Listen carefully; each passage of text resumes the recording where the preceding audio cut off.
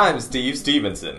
And I'm John Johnson. And welcome to State of the BeanStalk, a show where you either stalk the bean or the bean stalks you. And we've got a pretty good show for you today. We've got CES coverage, all the best and all the biggest highlights, and almost all the biggest letdowns from the Consumer Electronics Show.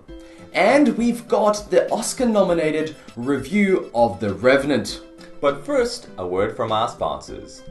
Are you feeling stressed, not getting enough sleep, feeling overwhelmed by the challenges that life dishes out on a daily basis? Well, fret no more, because we have the solution to all your problems. Introducing tea bagging, the art to dropping it like a tea bag. It's quite simple really, you just place your hands on your hips, bend your knees and drop that pelvis towards the floor, ensuring you leave enough space between your buttocks and the ground so you can come back up. Repeat the process if necessary. What scientists have devised is that the tea bagging process initiates the process of equilibrium of your entire being. This is done by ensuring the process of equal distribution of your blood flow and central nervous system occurs. Most notably, your palmitoyl phosphatidylphenolalamine is affected, which is a lipid bilayer found in nerve tissue such as the brain, nerves, and spinal cord. Not convinced? Just listen to these success stories from our satisfied customers.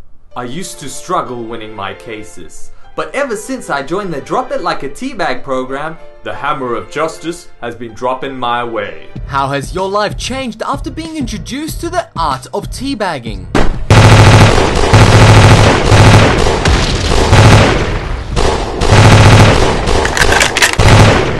They used to cap me and my homies in the hood, but now we drop that ass down low, and these motherfuckers can't hit shit. I haven't stopped teabagging. I've been teabagging since 1985. In fact, you should check out my latest video. 2 teabags, 1 cup. There you have it. Dropping it like a teabag has changed the lives of millions of people all around the world. The art of teabagging was initially founded by Terence Baggington in 1985, and here are some wise words from his latest interview at the State of the BeanStalk. We are very privileged to have Mr. Baggington at the State of the BeanStalk show tonight.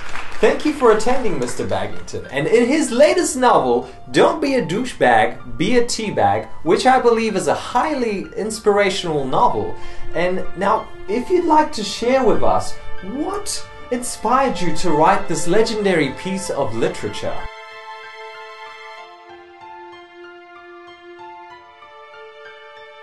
Wow, that is amazing, Mr. Baggington. Now, I know you've got a very busy schedule, so are there any last words that you wish to share with us before you depart?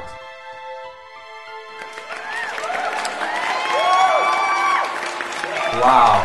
There you have it, ladies and gentlemen. Terence Baggington on the State of the BeanStalk tonight.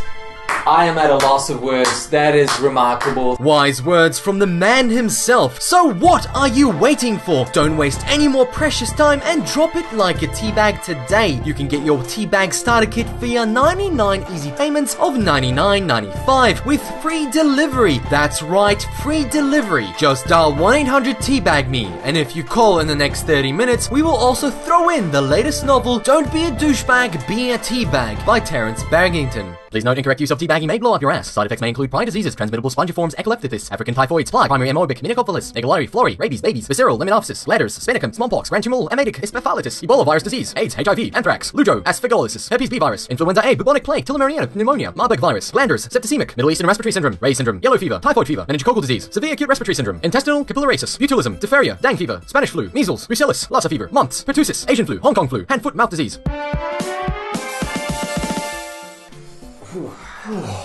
Oh man, I don't know about you, John Johnson, but that's definitely changed my life. I'm feeling it, and you know there's a rumor going around that the 42nd President of the United States was involved in some teabagging with his secretary. I wouldn't be surprised. I think the tea bags have gone to his head. That's right. And make sure you check out that video of 2 teabags, 1 cup if you have a chance. Saucy stuff. It's a hot brew indeed. Now let's get into CES coverage. So the start of 2016 has been nice enough to start us off with CES 2016. And for those who don't know what it is, John Johnson, if you'd like to give us a quick rundown. Look, CES stands for the Consumer Electric Show, and it is one of those shows that the media and, yes, consumers go to see the latest gadgets that are coming up in the new year. But some of those gadgets are things that are going to be coming up in many years from now, like BMW's car that has no side view mirrors. It instead has cameras, but that's not road legal yet. So things like that will be coming up, and also a lot of things about the aviation industry because of all the drones. That's big news, I suppose. But what's the biggest news that is coming out this year and everybody's been waiting for so long? Yeah, look, and for all those gamers out there, I'm sure you're pretty excited about it. It's what's called the Oculus Rift. Now, that's coming out in about March this year at a price of $599. And for those that don't know... American dollars. US dollars. And for those that don't know what the Oculus Rift is basically a virtual reality type device, peripheral that goes on your face. Yeah. It's a bit more complicated than that. They're trying to put a screen in front of your eyes that's a high density pixel screen, so you can't differentiate if you're looking at real life or a pixel screen because it's quite up close. And they do put little, basically glasses. It's like wearing glasses. They zoom you in and give you a 3D look because you're looking at two images at the same time. Saying that, the biggest plus, or the biggest thing that makes this VR thing so epic is the fact that when you move your head around, it will follow where you're going to be looking. So it's not just a stationary experience. Faraday is a company that has unveiled a racy electric prototype. So they've dubbed it the FF01 concept. Now it looks like a cross between a futuristic Batmobile and a Porsche 911.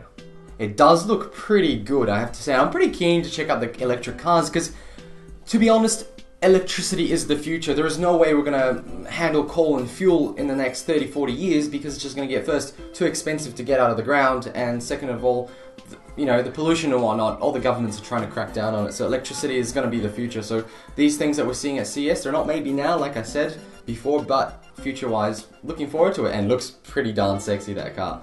Yes, it does indeed. I wouldn't mind driving and looking like a Batman myself.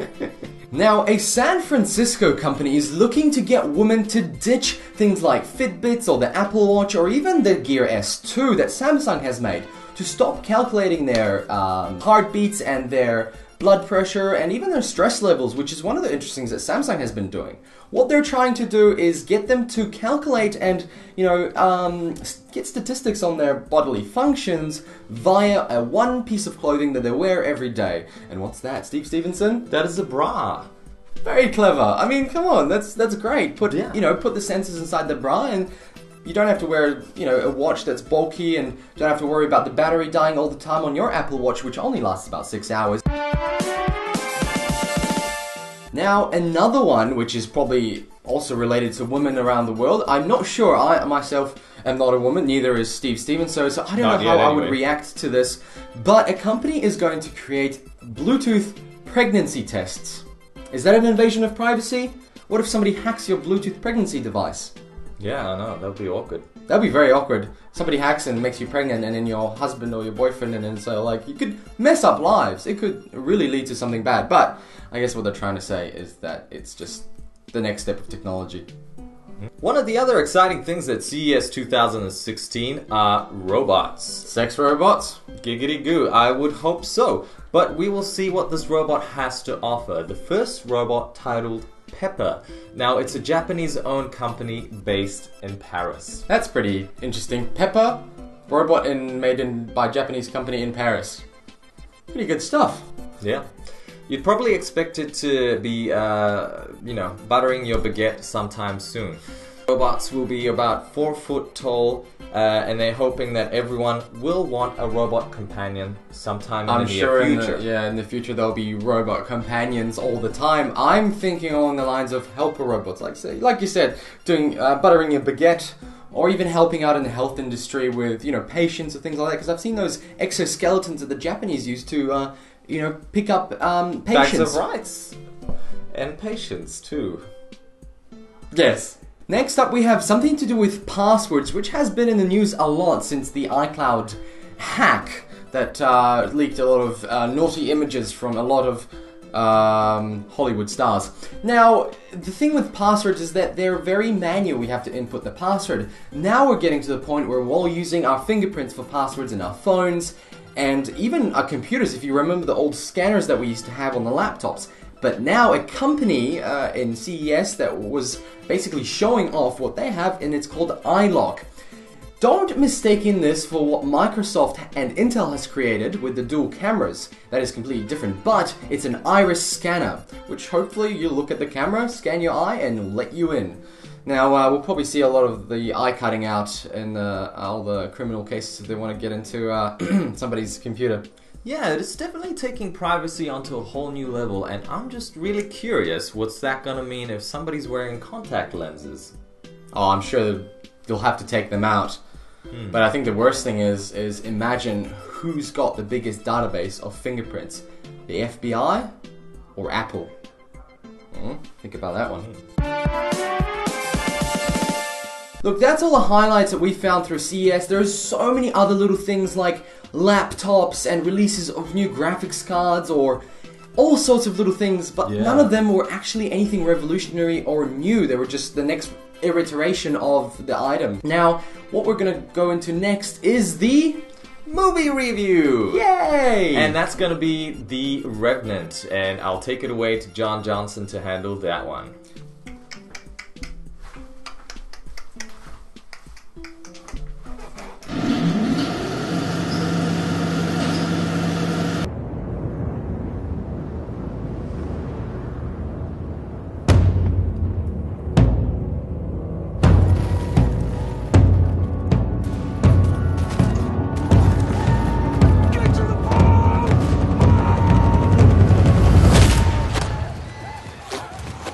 The Revenant, starring most notably Leonardo DiCaprio, Tom Hardy and Donald Gleason amongst many others, is a gripping adventure western drama thriller directed by Alejandro González Iñárritu. The Revenant, for those who don't know, means a person who has returned from the dead, a rare occurrence, but not quite as rare as Leonardo receiving an Oscar. The Revenant tells a story of frontiersman on a fur trading expedition in the 1820s who fights for survival after being mauled by a bear and left for dead by members of his own hunting party. What is stunning about this movie from the start to finish are the visuals of the landscape of the uncharted American wilderness. The director cleverly uses wilderness and the animals to foreshadow the many engrossing action sequences that take place. Action sequences that are stylized by some very clever camera panning that cause disorientation, panic, and instill fears to both the audience and characters alike. We are introduced to a harsh atmosphere from the start to finish and relentlessly punishes or preserves our protagonist Glass, played by Leonardo DiCaprio. Whether it's the British Sioux animals, nature, or indigenous people of America, we are taught that the forces of good and evil are exhibited by all of them. He knows how far I came to find them.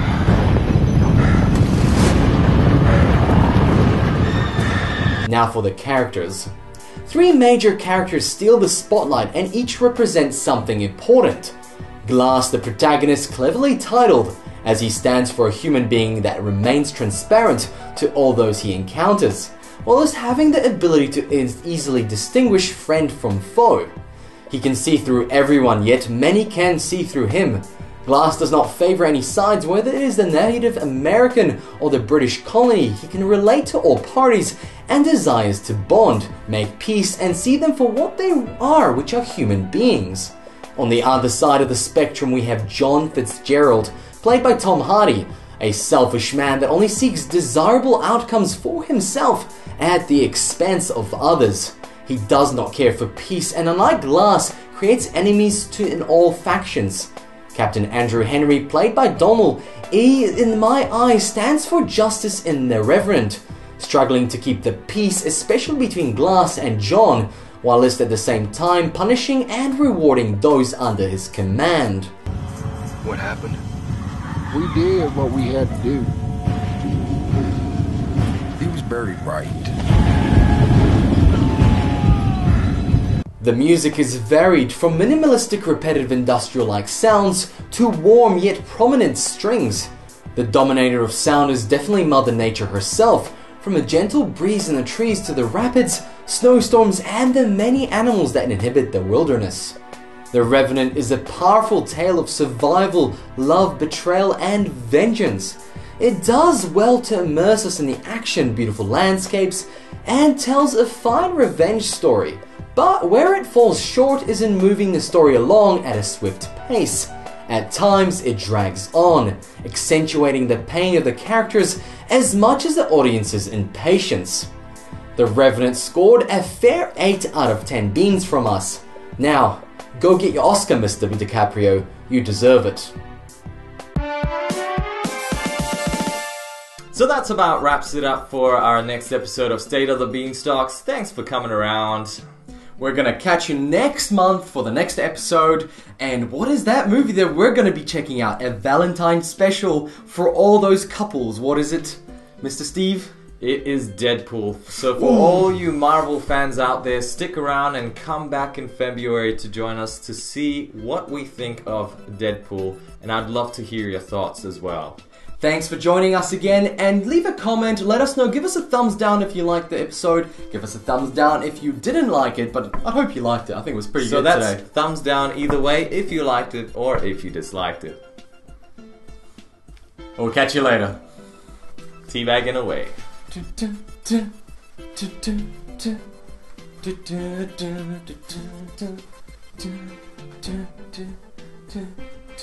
Wow, I feel so much better.